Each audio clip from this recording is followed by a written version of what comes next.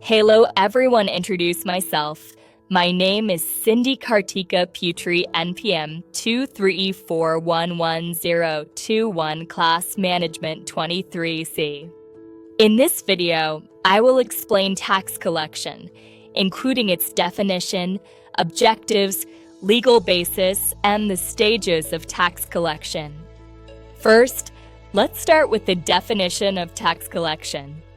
Tax collection is a series of actions taken by tax authorities to ensure that taxpayers fulfill their tax obligations.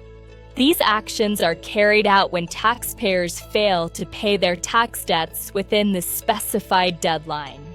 The main goal of tax collection is not to punish taxpayers, but to encourage compliance and ensure that tax revenues are collected to support government activities. Next, let's talk about the objectives of tax collection. The primary objective of tax collection is to secure state revenue, which is essential for financing public services such as education, healthcare, infrastructure, and social welfare. In addition, tax collection aims to improve taxpayer discipline and create fairness in the tax system. When taxpayers comply with their obligations, the tax burden can be distributed more equally across society. Now, let's move on to the legal basis of tax collection. Tax collection is regulated by tax laws and regulations issued by the government. These regulations provide legal authority for tax officers to take collection actions against taxpayers who have outstanding tax debts.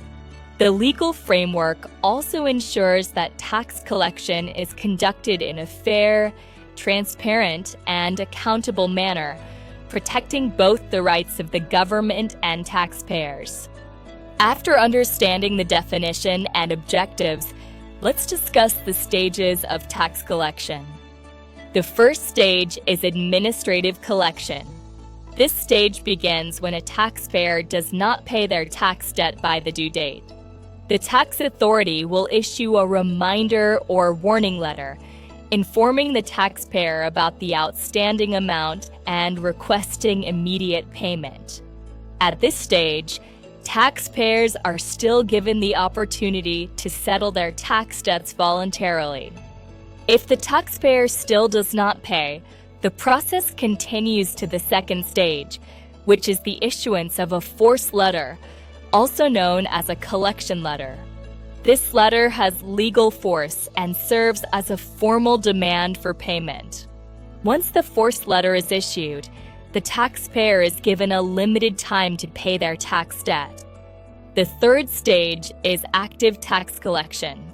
If the taxpayer ignores the force letter, the tax authority may take more serious actions, such as confiscation of assets. In this stage, tax officers can seize the taxpayer's property as collateral for the unpaid tax debt. This action is carried out according to legal procedures and regulations. The final stage is auction or enforcement measures. If the taxpayer still fails to pay after asset confiscation, the seized assets may be auctioned to cover the tax debt. In extreme cases, other enforcement measures may be applied in accordance with the law. However, these actions are considered a last resort. To conclude, tax collection is an important mechanism to ensure tax compliance and state revenue. It is conducted in stages, starting from administrative actions to enforcement measures, and always based on legal regulations. By understanding the tax collection process, taxpayers are expected to be more aware of their obligations and comply with tax laws voluntarily. Thank you for watching, and I hope this explanation helps you understand tax collection more clearly.